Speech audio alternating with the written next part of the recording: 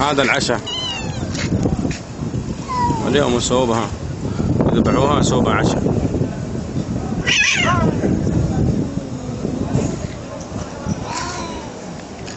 هو ذا الأكل حق المطاعم.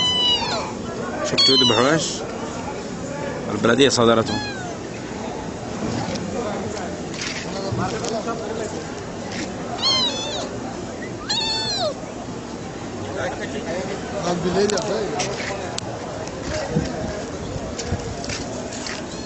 صادرت البلدية من أحد المطاعم بجدة.